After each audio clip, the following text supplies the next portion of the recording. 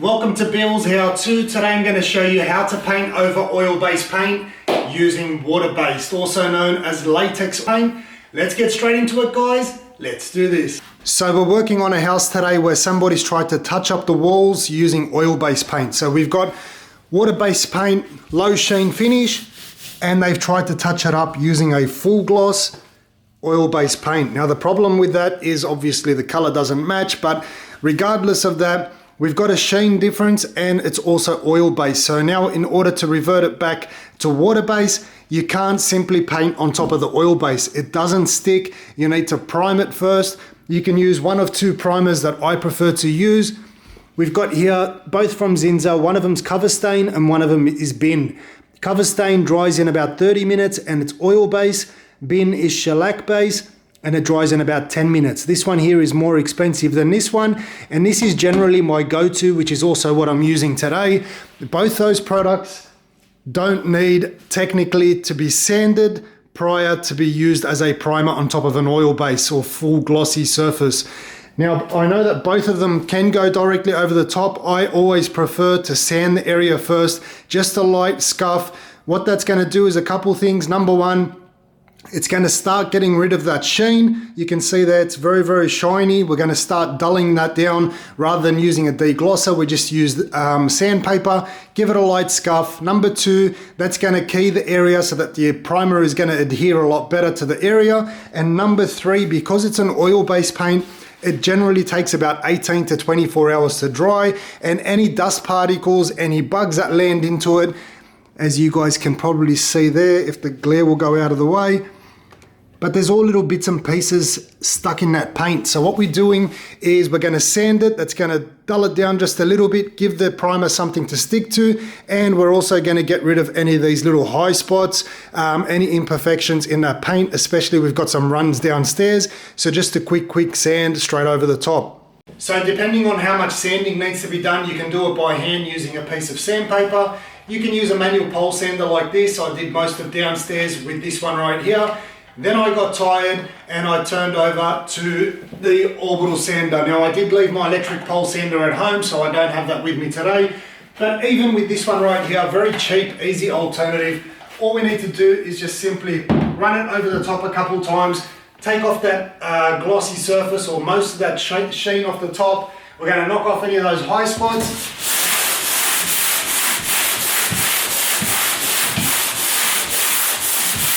Not sure if you guys can pick that up on the camera, but now this section here has lost its sheen completely. It's now keyed, ready to take on that primer. If we use the orbital sander, so much easier. So after a quick sand, we're now ready to clean the wall, make sure there's no dust on there. I'm just going to use a swivel head mop, wipe that all down, and then we're ready to get started on priming. So just like painting a normal wall, we're going to take a brush. Any areas that need to be primed that are close to an edge, you want to just use that brush. Make sure everything's all feathered off so that you can roll straight up to that edge.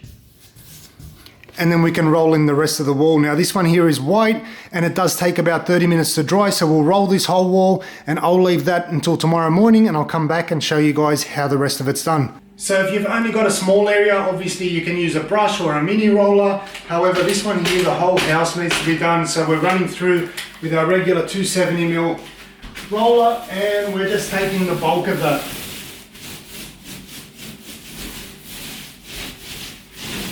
Doesn't have to be completely covered, meaning the whole wall. Once again, lay it all off, make sure you've got no lines.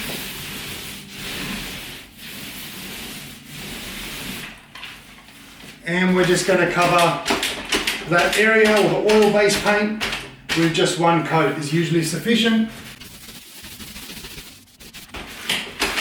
And you may have noticed that I didn't patch that initial area where I took the sample out of, and we also haven't patched any of the other little dents. By sanding it, we got rid of all the high spots and we've only got our low spots left. So that means once this is all completely dry, it's going to be very easy to find all those little dents or any little nicks that we need to fix up, and that's going to be the perfect time to go through and patch all of those ones there up.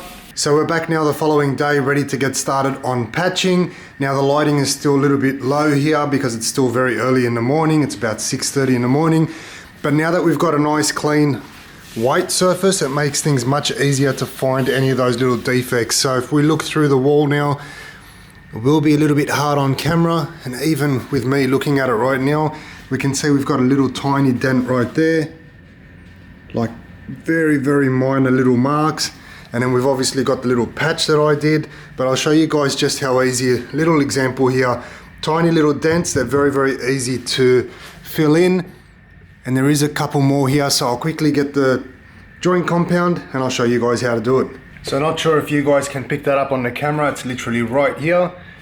So easy, don't overthink it, take a little bit of joint compound, go in one direction, and then go in the opposite direction. So with this larger one that I cut out yesterday, it's gonna take longer to dry and it's also gonna shrink. So you've got two options. What you can do is first press it all in a few different directions. Then what you can do is go straight over the top, a little bit thicker.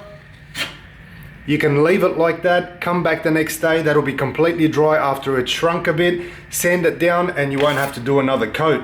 But what I prefer to do, because I'm gonna be working here all day today, what I'm going to do is just leave it nice and flat like this. Press it all in into any little direction where you see little gaps. And we'll let this one here dry naturally. It'll shrink just a little bit. We'll come back, give it a second coat, and then we can get started on sanding. So I'm going to quickly go through this wall, look for any little imperfections and fill those in. So surprisingly, there wasn't too many dents on the wall that needed to be filled in. Most of it was simply little scuff marks that the person tried to touch up. We're going to have to wait for this all to dry. We'll come back, do a second coat on this one here, give it all a light sand, prime it, 2 coats, and we're completely finished with this wall here. Now I'm going to keep working on the rest of the house and I'll see you guys in a bit. So once it's dry, you can come back through and do your second coat. Bring it out a little bit wider than it was before. You don't want to be able to see that patch anymore. And then you can go around, feather around the edges. Make it a bit better for when it comes time to sanding. So once it's dry, we can then sand it down using 120 grit sandpaper. Get that nice and flush. Couple little tips for you guys. Always focus on the edges, make sure that they're feathered in, so that way the transition from the patched area to the existing wall is going to be nice and seamless. So you can hopefully see there that top part is blended in nicely. Doesn't take too much. Once the outside is all feathered in, we can go over the top and get rid of any imperfections.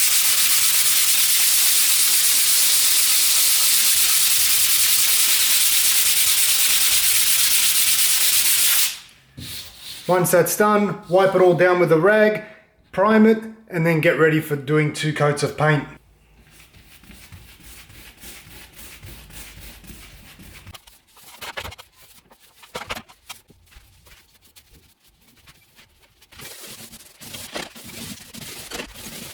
And once it's all done, our wall is now completely restored back to the way it originally was, ready for somebody else to come through and damage it all over again.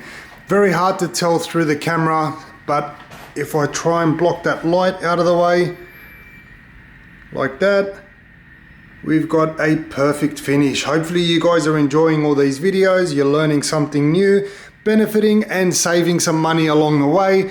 As always guys, like, comment and subscribe. Until next time, I'm Bill. Thanks for watching Billshowto.